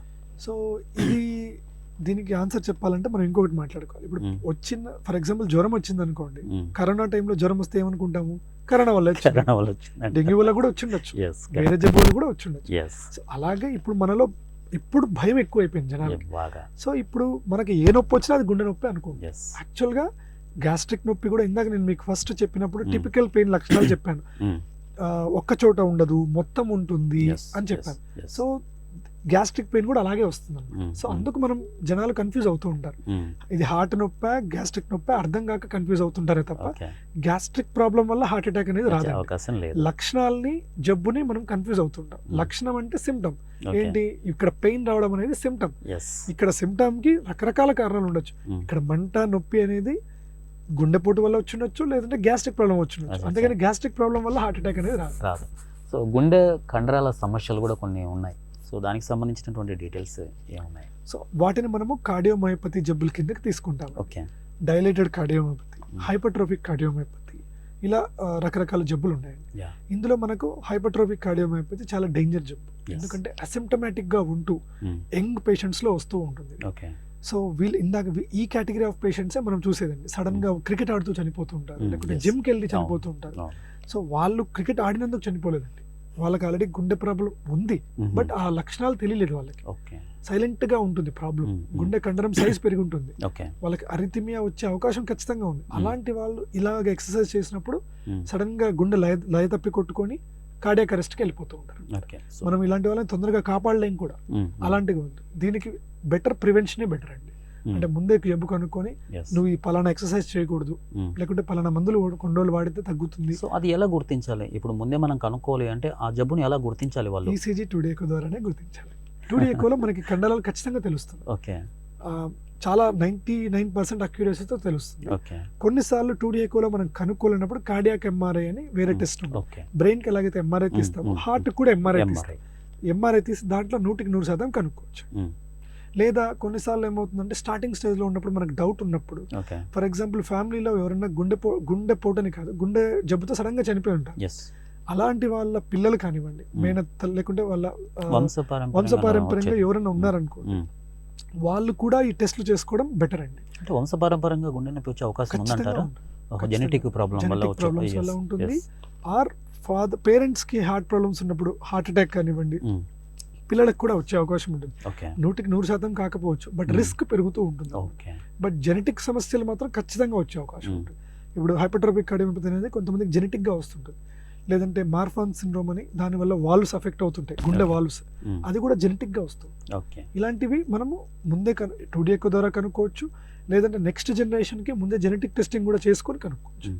తర్వాత ఈ గుండె సమస్యలు ఉన్న వాళ్ళకి మీరు ఇచ్చే సలహాలు, జాగ్రత్తలు ఒకసారి విన్నవించండి.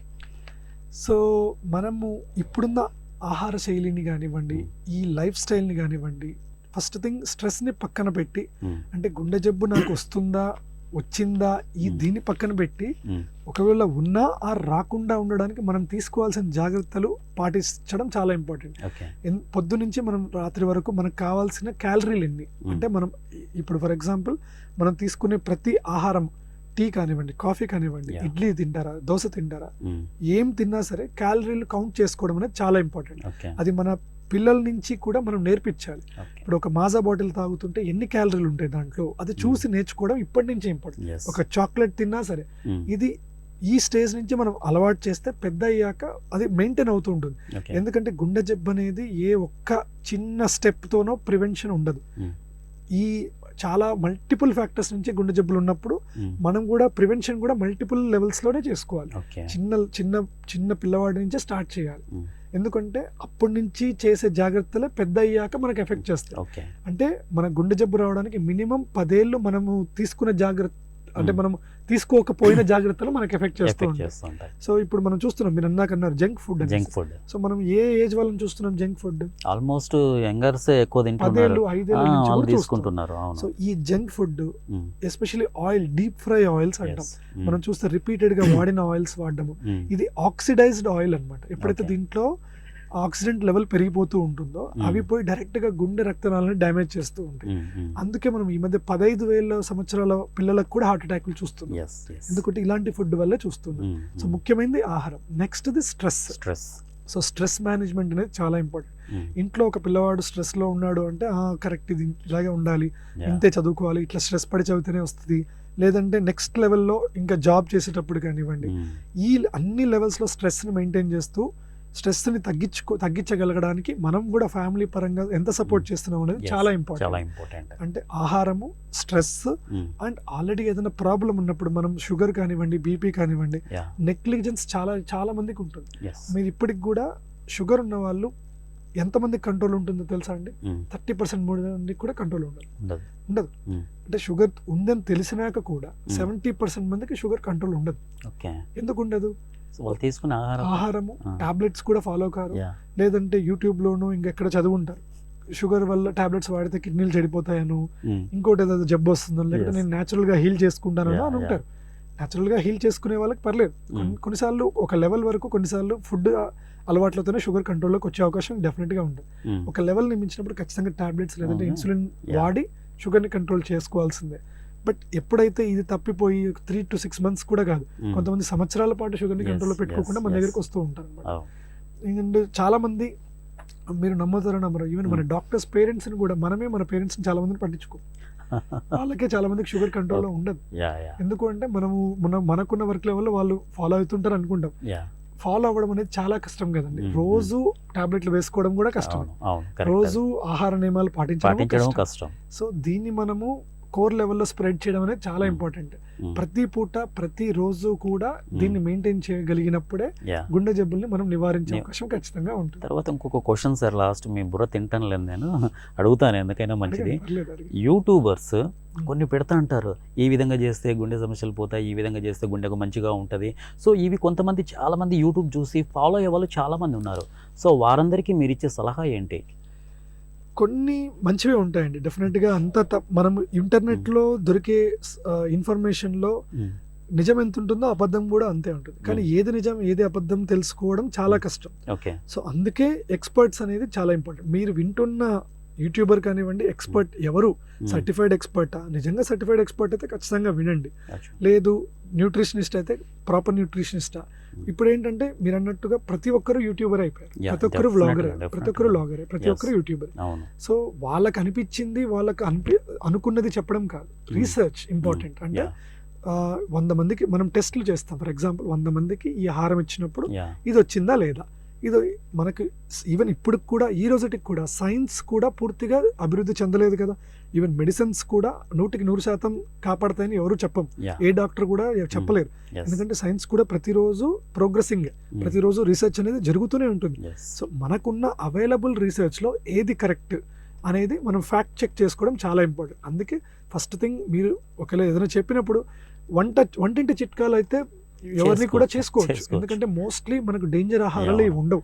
అలా కాకుండా కొన్ని ప్రత్యేకమైన ఆహారాలు తినమంటుంటారు, ప్రత్యేకమైన పద్ధతులు ఫాలో అవ్వమంటారు. అలాంటివి కొంచెం చూసి జాగ్రత్తలు పాటించడం, లేదంటే ఒక ఎక్స్పర్ట్ని కలిసి, న్యూట్రిషనిస్ట్ కానివ్వండి, కార్డియాలజిస్ట్, ఫిజిషియన్, డయాబెటాలజిస్ట్, వీళ్ళని కలిసి సలహా తీసుకోవడం ఎప్పటికైనా బెటర్. సో మెడికల్గా మనం ఏదైనా తీసుకోవాలంటే మాత్రం చాలా జాగ్రత్తగా ఉండాలి. నాకు ఒకటి ఇది ప్రత్యక్షంగా మా ఫ్రెండ్కి ఒకటి జరిగింది సార్, లివర్ ఫ్యాటీ లివర్ అని చెప్పేసి ఉంది. దానికి అతను ఏం చేశాడు, యూట్యూబ్లో వచ్చేదాన్ని ఫాలో అయ్యి మెడిసిన్ తీసుకున్నాడు. అది చాలా ప్రాబ్లం అయ్యి చాలా సీరియస్నెస్ కూడా అయింది. అది డాక్టర్ దగ్గరికి వెళ్ళి అది క్లియర్ చేసుకున్నాను. జరుగుతుందని నేను మిమ్మల్ని అడిగాను, ఇది యూట్యూబ్కి సంబంధించి ఏ విధంగా ఉంటుంది అనేది. ప్రతి మెడిసిన్కి సైడ్ ఎఫెక్ట్స్ ఉంటాయి. ఏ మెడిసిన్కైనా, ఇంగ్లీష్ మెడిసిన్స్కైనా, ఆయుర్వేదిక్ అయినా, వేటికైనా సైడ్ ఎఫెక్ట్స్ లేని మెడిసిన్ అంటూ ఉండదు. కానీ మనం ఒక మెడిసిన్ ప్రిస్క్రిప్షన్ ఇచ్చినప్పుడు దాని మీద ఆల్రెడీ రీసెర్చ్ జరిగి ఉంటుంది కాబట్టి పలానా 1000 మందికి ఇస్తే ఒక 1% మందికి సైడ్ ఎఫెక్ట్ ఉంటుంది, 999 మంది బాగవుతారు అనుకున్నప్పుడు మెడిసిన్ ప్రిస్క్రైబ్ చేస్తారు. ఈ అన్రెగ్యులేటెడ్ ప్రోడక్ట్స్ అంటే వీటి మీద అసలు రెగ్యులేషన్ అనేది ఉండదు ఇండియాలో, ఎవరు రీసెర్చ్ చేసి ఉండరు. అలాంటి ప్రోడక్ట్స్ వాడడం వల్ల మనకు తెలియదు. కొంతమందికి మంచి చేసి ఉండొచ్చు, అంటే ఒక 10 మందికి మంచి చేసి ఉండొచ్చు, ఆ 10 మంది యూట్యూబ్లో కనబడతారు. 100 మందికి చెడు చేసి ఆ 100 మంది హాస్పిటల్లో పడి ఉంటారు. సో మనము అందుకే చెప్పాను, రీసెర్చ్ ఓరియంటెడ్గా ఇప్పుడు మనం ఒక పలానా ఎక్స్పర్ట్ ఒక టాబ్లెట్ రాస్తున్నారు అంటే, ఆర్ ఒక మెడిసిన్ కానీ ఒక పద్ధతి ప్రిస్క్రైబ్ చేసినప్పుడు ఒక రీసెర్చ్ ఆల్రెడీ జరిగింది కాబట్టి ఇంతమందికి ఇది మేలు చేస్తుందన్న ఉద్దేశంతో మనం ఇస్తాం. అలాగే అలా యూట్యూబర్కి తెలియదు కదండి. సో వాళ్ళకి రీసెర్చ్ తెలియనప్పుడు ఆర్ ఒక ప్రాపర్ రీసెర్చ్ జరిగి ఇది పలానా పద్ధతి అని ఉంటే ఖచ్చితంగా అది వాడచ్చు, తప్పేమి. తర్వాత లాస్ట్ క్వశ్చన్ సార్, ఇంకా మీరేమనుకోద్దండి. టీబీ పేషెంట్స్లో ఈ గుండె ఎంత మేర ఉంటే పదిలంగా ఉంటుందంటారు? టీబీ పేషెంట్స్లో కూడా ఈ గుండె జబ్బు వచ్చే అవకాశం ఉంది అంటారు, అది కరెక్ట్ అంటారా? టీబీ అడ్వాన్స్డ్ స్టేజెస్లో గుండెకి కూడా స్ప్రెడ్ అవుతూ ఉంటుంది. గుండె చుట్టూ పెరికార్డియం అనే కవచం ఉంటుంది. మనం ఎలాగైతే డ్రెస్ వేసుకుంటామో గుండె చుట్టూ పెరికార్డియం ఉంటుంది, అది కవచం లాగా వేరే పక్క అవయవాల నుంచి ప్రొటెక్షన్ లాగా ఉంటుంది. ఎప్పుడైతే ఈ ప్రొటెక్షన్ లేయర్ కి, పెరికార్డియం కి టీబీ వచ్చి ఎఫెక్ట్ అయినప్పుడు దాని చుట్టూ వాటర్ ఫామ్ కావడము, గుండె పని చేయకుండా చేయడము. గుండె మజిల్ బాగానే ఉండొచ్చు, బట్ గుండెని పని చేయనీయకుండా ఈ వాటర్ అడ్డుకుంటూ ఉంటుంది. సో అలాంటి వాటికి ఆ వాటర్ తీయడానికి ప్రత్యేకమైన ట్రీట్మెంట్ ఉంటుంది మన దగ్గర, పెరికార్డోసెంటసిస్ అంటాం. వాటర్ తీసేసి మళ్ళీ టీబీ మందులు పెట్టుకున్నప్పుడు ఈ జబ్బు క్యూర్ అయ్యే అవకాశం ఉంది. చాలా మాట్లాడుకున్నాం సమస్యల గురించి, ఇవి కాకుండా ఇంకా ఏమన్నా అంటే అపోహల గురించి అయితే మనం మాట్లాడుకోవచ్చేమో, బెటర్ అపోహ గురించి కూడా చెప్పండి. సో చాలా మంది ఈ స్టాటిన్ మందులు అంటే ఏవైతే కొలెస్ట్రాల్ని తగ్గించడానికి ఫిజిషియన్స్ కానివ్వండి, డయాబెటాలజిస్ట్స్ కానివ్వండి, కార్డియాలజిస్ట్ కానివ్వండి ప్రిస్క్రిప్ట్ చేస్తూ ఉంటారు.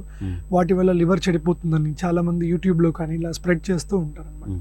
సో ఇది స్టాటిన్ వల్ల స్టాటిన్ వల్లనే షుగర్ వస్తుంది, కావాలని డాక్టర్లు స్టాటిన్ మందులు రాసి షుగర్ తెప్పిస్తుంటారని కొంతమంది ఈ అపోహలు తెప్పిస్తూ ఉంటారు. సో దీంట్లో ఎంత నిజం ఉంది, ఎంత అబద్ధం ఉందో మనం మాట్లాడుకుందాం. ఫర్ ఎగ్జాంపుల్ ఈ స్టాటిన్ అనేది ఎందుకు వాడాలి అంటే, ఇందాక నేను చెప్పినట్టుగా కొలెస్ట్రాల్ లెవెల్ని తగ్గించుకోవడానికి, హార్ట్ అటాక్ రాకుండా ఉండడానికి, లేకుంటే బ్రెయిన్ స్ట్రోక్లో కూడా బ్రెయిన్ స్ట్రోక్ వచ్చిన పేషెంట్స్ కూడా న్యూరాలజిస్ట్ కూడా ఈ స్టాటిన్ మందులు రాస్తూ ఉంటారు. ఓకే. సో మనం ఇప్పుడు రీసెర్చ్ గమనిస్తే ఈ స్టాటిన్ వల్ల జరిగిన ఉపయోగాలు, నష్టాలు ఇందాక నేను చెప్పాను, ఏ మందుకైనా సరే సైడ్ ఎఫెక్ట్ అనేది ఉంటుంది. ఉండని సైడ్ ఎఫెక్ట్ లేని టాబ్లెట్ ఏది ఉండదు. కానీ మనకు మంచి ఎక్కువ చేస్తుందా చెడు ఎక్కువ చేస్తుందా మాత్రమే చూడాలి. సో స్టాటిన్ వల్ల లివర్ జబ్బు అనేది చాలా అరుదుగా, రేర్గా మాత్రమే జరుగుతూ ఉంటుంది. లేదా స్టాటిన్ వల్ల షుగర్ పెరగడం అనేది చాలా చాలా కొద్ది మందికి, 1000లో ఒకరికో ఇద్దరికో కొంచెం లెవెల్ వరకే పెరుగుతూ ఉంటుంది. ఎక్కువ శాతం మందికి స్టాటిన్ మంచి చేస్తుంది తప్ప చెడు చేయదు. అండ్ అందరికీ స్టాటిన్ అవసరమా, అందరూ వేసుకోవాలంటే అలాగేం లేదు. ఇందాక నేను చెప్పిన 3 కేటగిరీ ఆఫ్ పేషెంట్స్ ఉన్నారు. Like risk heart attack already వచ్చిందా, ఆర్ బ్రెయిన్ స్ట్రోక్ ఆల్రెడీ వచ్చిందా, వచ్చే అవకాశం ఉందా, ఆర్ ఇంతవరకు రాలేదా. ఇంతవరకు రాని వాళ్ళకి మనము స్టాటిన్ అవసరం ఉండకపోవచ్చు. ఎంత కొలెస్ట్రాల్ పెరిగినా కొన్నిసార్లు ఫుడ్, ఎక్సర్సైజ్ ద్వారా తగ్గించడానికి మనం ప్రయత్నం చేసుకోవాలి. ఈ మిగిలిన కేటగిరీ ఆఫ్ పేషెంట్స్కి మనము ఈ మందులు పెట్టడం వల్ల పేషెంట్స్కి జరిగే బెనిఫిట్ చాలా ఎక్కువగా ఉంటుంది. అంటే ఒక హార్ట్ అటాక్ వచ్చిన పేషెంట్ని మీరు చూస్తే తెలుస్తుంది ఎంత డేంజరస్ కండిషన్లో ఉంటారు. అంటే అలాంటి పెద్ద పెద్ద జబ్బులు, స్ట్రోక్ కూడా చూసుంటారు, పక్షవాతం, చేయి కాలు పడిపోయి బెడ్ సైడ్ పడిపోవడము. అంటే మనం ఒక పెద్ద జబ్బును నివారించడానికి 1000 మంది 10,000 మందికో ఎవరికో ఒకరికే తప్ప కామన్ గా సైడ్ ఎఫెక్ట్ అయితే రాదండి. ఎందుకంటే మీరు చాలా మంది చూస్తుంటారు, ఇంతమంది వాడుతూ ఉంటారు, సైడ్ ఎఫెక్ట్లు చాలా రేర్ గానే వస్తుంటాయి.